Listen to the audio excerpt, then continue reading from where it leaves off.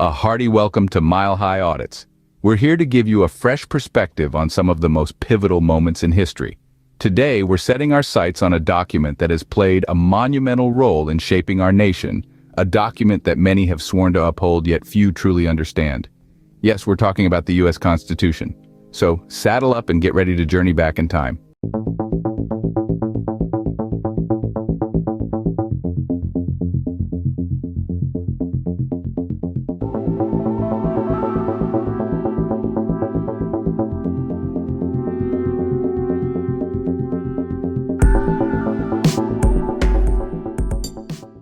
Today, we're going to dive into the history of the U.S. Constitution, a document that has shaped our nation.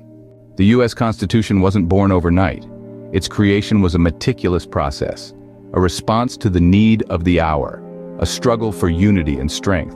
To understand this, we need to step back in time, to the era of the Articles of Confederation. The Articles of Confederation, America's first constitution, was a pact between 13 original states. It was a document of its time, conceived in the throes of revolution. It gave power to the states, but the federal government, that was weak, almost powerless. The states were united, yes, but they were also separate, like 13 siblings under one roof, but with their own rules. So, what changed? Why did we need a new constitution? Well, the cracks started to show. The federal government had no power to levy taxes or regulate commerce. It couldn't enforce laws or resolve disputes between states. The House, as they say, was divided. Seeing this, the leaders of the time, those we now call the Founding Fathers, knew something had to change. They convened in Philadelphia in the summer of 1787 for what we now call the Constitutional Convention. The goal was to revise the Articles, but they ended up doing much more. They debated, they disagreed, they compromised. They drafted a new document, one that gave more power to the federal government. They created a bicameral Congress, a separate judicial branch, and an executive branch led by a president. They established a system of checks and balances so that no single entity would have absolute power. And so the Constitution was born, but it was far from complete. It was a living document, one that would grow and evolve with the nation it governed. It was the foundation of a new America, but it was also a promise of a more perfect union, a promise that was yet to be fulfilled. But that, my friends, is a story for another time. The preamble, the Constitution's opening statement, sets the tone for the entire document. Often overlooked, the preamble is the grand overture of this symphony of freedom and democracy we call the United States Constitution. It's a concise yet powerful statement, outlining the very purpose and guiding principles of the document. The preamble begins with, "We the people," a powerful phrase that underlines the democratic foundation of our nation. It's not about a king, a queen, or a group of aristocrats. It's about us, the people, establishing a government to protect our rights and liberties. The preamble then outlines the 6 purposes of the Constitution. First, it seeks to establish justice. This isn't just about courts and laws, but also about fairness and equality.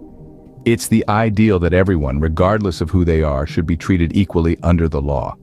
Next, it aims to ensure domestic tranquility. This means creating a peaceful society where citizens can live without fear of violence or disorder. It's about building a nation where we can raise our families, work our jobs, and live our lives in peace. The preamble also promotes the general welfare. This isn't about handouts or entitlements, but about creating conditions where everyone can thrive. It's about building a society that fosters prosperity and well-being for all its citizens. Furthermore, it provides for the common defense. This means protecting our nation from external threats, ensuring our safety and sovereignty. It's about maintaining a strong military that can defend our freedoms and way of life. Then, it secures the blessings of liberty. This means safeguarding our rights and freedoms, not just for us, but for future generations. It's about preserving a society where we can speak our minds, worship as we please, and live as free individuals.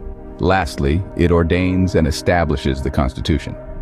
This is the final declaration of its authority, the seal of approval from we the people.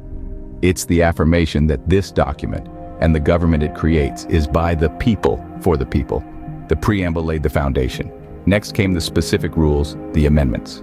The first 10 amendments, known as the Bill of Rights, are the backbone of our individual freedoms. They were ratified in 1791, 4 years after the Constitution was signed, to ensure that the rights of individuals were not overlooked by the newly formed federal government. The very first amendment promises freedom of religion, speech, press, assembly, and the right to petition the government. It ensures that we can express our thoughts and beliefs without fear of governmental reprisal. It's a cornerstone of our democracy, allowing for a free exchange of ideas and fostering an informed citizenry. Next up, the Second Amendment. It's a topic of much debate today, but at its core, it's about the right to self-defense. It allows for the right to bear arms, to protect oneself and their property.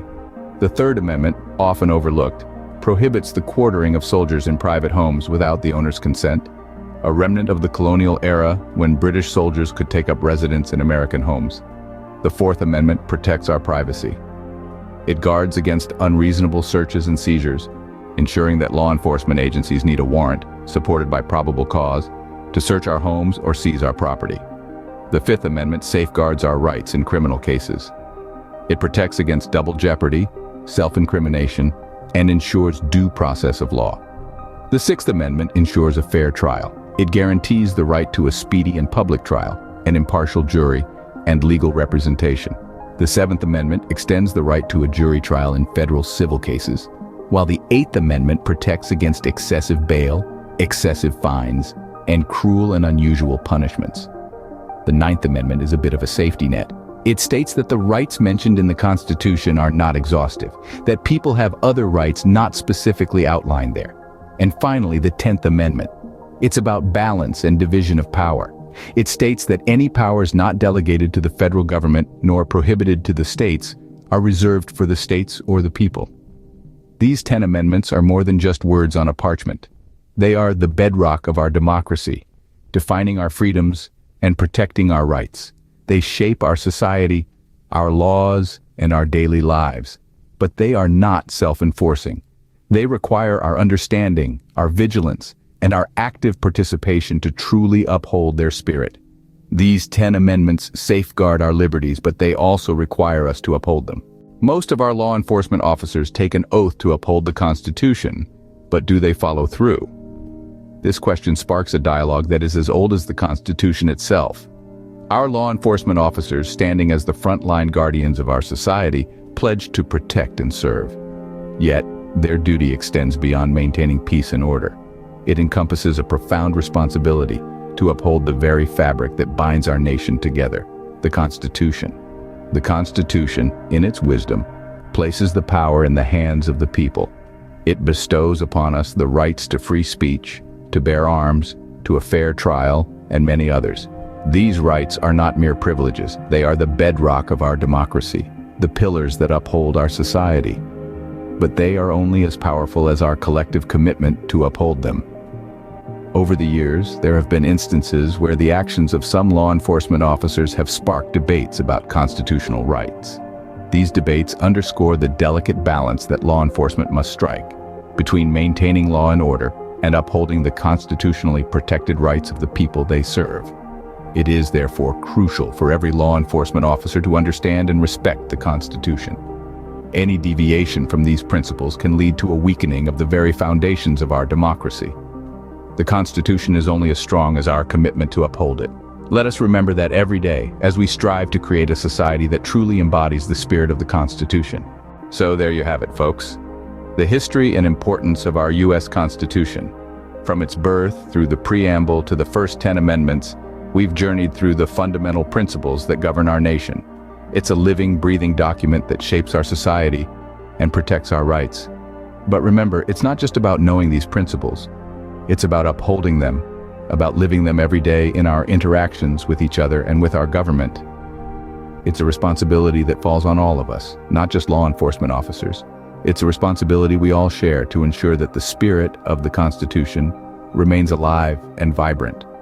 So let's keep learning, let's keep questioning, and let's keep holding ourselves and our leaders accountable. Thank you for joining us at Mile High Audits. Don't forget to hit that notification bell so you don't miss out on future content. Like, share, subscribe, and remember, the Constitution belongs to us all. Us.